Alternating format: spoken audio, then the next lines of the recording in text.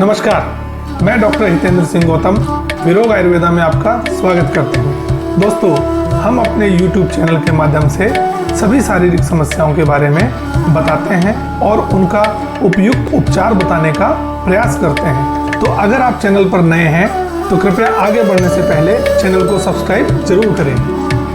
आज हम बात करेंगे बैक पेन के बारे में। बैक पेन क्यों होता है, इसके क्या कारण होते हैं और इसका हम कैसे इलाज कर सकते हैं।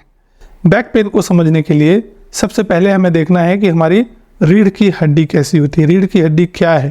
तो हमारी रीढ़ की हड्डी को समझने के लिए अगर हम देखें तो हमारा जो स्पाइन, इसको स्पाइन या रीढ़ की हड्डी बोलते हैं। स्पाइन एक एस शेप स्ट्रक्चर होता है जो हमारे शरीर को भार को उठाने का काम करता है, यानी कि हमारा जो भी शरीर में वेट है वो पूरे शरीर का वेट हमारा स्पाइन लेता है। दूसरी बात, जो भी हमारे ब्रेन से निकलने वाली सारी नसें हैं वो स्पाइन के थ्रू ही नीचे तक जाती हैं। स्पाइन बेसिकली बना होता है एक यूनिट से, उसको हम बोलते हैं वर्टिब्रा, एक वर्टिब्रा। और इस तरीके की कई सारी वर्टिब्राज मिलके एक स्पाइन का निर्माण करते हैं। जो स्पाइन के लिए सर्वाइकल वर्टिब्रा यानी कि गर्दन वाली वर्टिब्राज, उसके बाद थोरेसिक वर्टिब्रा यानी कि चेस्ट की वर्टिब्राज, उसके बाद लंबर वर्टिब्राज यानी कि लोअर बैक की वर्टिब्राज, और उसके बाद नीचे सैक्रम और फिर कोकिक्स होता है। अगर हम एक वर्टिब्रा की संरचना देखें तो वह एक अंगूठी के समान होती है। जैसे अंगूठी होती है जिसको हम पहनते हैं, आगे एक बॉडी होती है, पीछे बीच में एक होल होता है और पीछे कुछ बॉडी होती है। तो वहाँ से हम एक एक वर्टिब्रा एक दूसरे के ऊपर अरेंज होती है, जैसे कई सारी अंगूठियाँ एक दूसरे के ऊपर अरेंज होती हैं।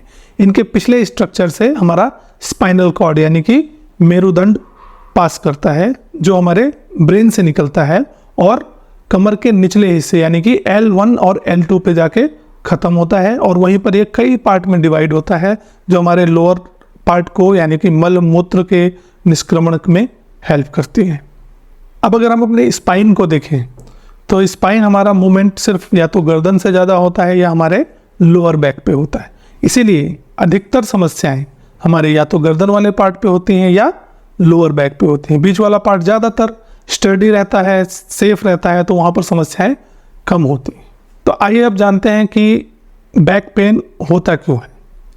आजकल की लाइफस्टाइल में दौड़ भाग बहुत ज़्यादा है, इस कारण ट्रैवलिंग होती है, आगे झुककर काम करना है। अगर बच्चों में देखें तो बच्चों में बहुत ज़्यादा भारी बैग्स, आजकल की पढ़ाई बहुत हार्ड है, पढ़ाई में बहुत ज़्यादा भारी बैग्स लेके जाना या टैब पे पढ़ाई करना, तो एक कुछ पोस्चर पे झुक के पढ़ाई करना, लगातार ज़्यादा देर तक बैठे रहना, इसके कारण भी होता है। और कोविड के बाद से मोबाइल एवं टैब पे ज़्यादा पढ़ना और एक अनइवन पोस्चर के कारण पढ़ने के कारण भी होता है। यंग एडल्ट्स में देखें, यूथ्स में देखें, वो बाइक्स पे स्टंट करना, गड्ढों पे बहुत तेज़ बाइक चलाना है, उससे भी हमारी कमर में झटका लगता है, उसके कारण भी बैक में पेन हो सकता है। सिटिंग जॉब के कारण, बहुत ज़्यादा स्ट्रेस होने के कारण, एबनॉर्मल पोस्चर के कारण भी बैक में पेन हो सकता है। अगर हाउसवाइफ को देखें तो हाउसवाइफ में बहुत ज़्यादा हाउस होल्ड वर्क करने पे हाउसवाइफ को झुककर भी काम करना है, झाड़ू पोछा बर्तन सब करने के कारण भी पीठ में दर्द रह सकता है। ओल्ड एज की अगर हम बात करें तो ओल्ड एज में ऑस्टियोपोरोसिस के कारण हड्डियाँ कमज़ोर होने लगती हैं, जिसके कारण भी बैक में पेन हो सकता है। आजकल के लाइफस्टाइल में बैक पेन्स में एक बहुत कॉमन समस्या है जिसे हम स्लिप डिस्क कहते हैं। यह एक बहुत कॉमन समस्या है, अधिकतर यंग लोगों में होती है। पोस्चरल चेंजेस की वजह से, कोई झटका लगने की वजह से जो इंटरवर्टेब्रल डिस्क होते हैं, यानी कि एक ये दो वर्टिब्राज हैं, इनके बीच में एक डिस्क है, अगर वो डिस्क अपने स्थान से खिसक कर स्पाइनल कॉर्ड में दबाव डालने लग जाती है, जैसा कि आप देख रहे हैं कि एक डिस्क है वो अपनी जगह से खिसकती है और स्पाइनल कॉर्ड में दबाव लगाती है, जिसके कारण नसों में दबाव आना शुरू होता है, और वो दबाव जिस नस में होगा उसी नस के कोर्स में दर्द होगा। जैसे बहुत कॉमन एक बीमारी होती है जिसको हम सियाटिका कहते हैं। सियाटिका का मेन कारण कई बार स्लिप डिस्क, डिस्क हर्निएशन या डिस्क बल्ज होता है, जिसके कारण सियाटिक नर्व पे प्रेशर पड़ता है और दर्द पूरा नीचे पैर तक जाता है, जिससे पेशेंट को चलने में, पैर को उठाने में और झुंझुनाहट, सुन्नपन या दर्द हो सकता है। दूसरी एक बहुत कॉमन प्रॉब्लम है डिस्क हर्निएशन। डिस्क हर्निएशन क्या होता है, जो इंटरवर्टिब्रल डिस्क है उसका लगभग 80% पार्ट वो पानी होता है, बाकी ऊपर कवरिंग होती है। अगर किसी भी चोट की वजह से या इन्फेक्शन की वजह से डिस्क का जो पार्ट है वो प्रोलैप्स करके बाहर की तरफ आता है, उसे हम डिस्क हर्निएशन कहते हैं। इससे बहुत तेज पेन होना, तीव्र जलन होना और झंझनाहट जैसे फीचर्स मिलते हैं।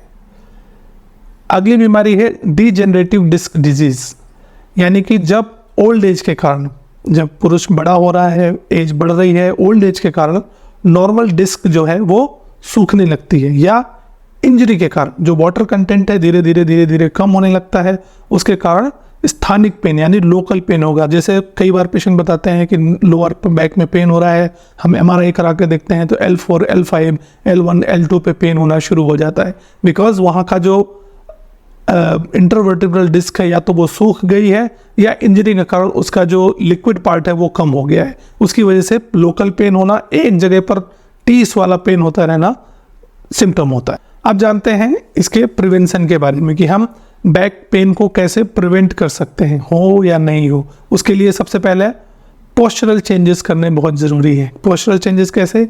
जैसे हम ऑफिस में बैठे होते हैं लंबे समय तक तो ऐसे झुक के काम करते हैं या कैसे भी काम करते हैं। यदि हम चेयर पर लंबे समय तक बैठते हैं तो अपने स्पाइन को रेस्ट देना ज़रूरी है और स्ट्रेट बैठना बहुत ज़रूरी है। कई बार हमें सूर्य नमस्कार या भुजंगासन का भी सहारा लेना चाहिए। अपने आप को थोड़ी देर के बाद अपने बैक को हमेशा आराम देना चाहिए। डाइट बहुत इंपॉर्टेंट पार्ट प्ले करती है। इसमें हाई प्रोटीन डाइट जैसे दूध, मशरूम, सैलड लेना चाहिए। अगर वेट बहुत ज़्यादा है तो वेट का मेंटेनेंस करना चाहिए। सबसे ज़्यादा कॉमन प्रॉब्लम है ड्राइविंग के समय, तो ड्राइविंग के समय आपको पॉट होल्स यानी गड्ढों को बचाना है और अपने ड्राइविंग पोस्चर को भी ठीक रखना है। अब हम बताते हैं इसकी चिकित्सा के बारे में। बैक पेन की चिकित्सा के लिए सबसे पहले निदान यानी कि रोग हुआ क्यों है, दर्द हो क्यों रहा है, उसको जानना बहुत ज़रूरी है। जैसे अगर कई बार पेन हो सकता है कि नसों में दबाव है तो मस्कुलर पेन भी हो सकता है, तो हमें वो भी रूल आउट करना है। ज़्यादातर ये चिकित्सा थोड़ी बहुत औषधियों और एक्सरसाइज यानी सूर्य नमस्कार, भुजंगासन, अनुलोम विलोम, प्राणायाम से भी ठीक हो सकता है। अगर समस्या ज़्यादा बढ़ गई है या ज़्यादा झंझनाहट होना, दर्द रहना या बीमारी बहुत पुरानी हो गई है, जैसे ऑस्टियोपोरोसिस हो रहा है तो ऑस्टियोपोरोसिस ठीक करना है, अगर हर्निएशन है तो हर्निएशन ठीक करना है। ये इन्फ्लेमेटरी कंडीशंस होती हैं। सारी इन्फ्लेमेटरी कंडीशंस थोड़ी दवाइयों और थोड़ी एक्सरसाइज से ठीक हो सकती है। अगर बहुत अधिक प्रॉब्लम हो गई है, बहुत कंप्रेशन ज़्यादा हो गया है, उसके लिए हमें पंचकर्म चिकित्सा की आवश्यकता होती है। पंचकर्म चिकित्सा में हम क्या क्या चिकित्सा कर सकते हैं? पंचकर्म चिकित्सा में अगर स्टिफनेस बहुत ज़्यादा है यानी कि आम बहुत ज़्यादा बन गया है तो हमें विरेचन कर सकते हैं।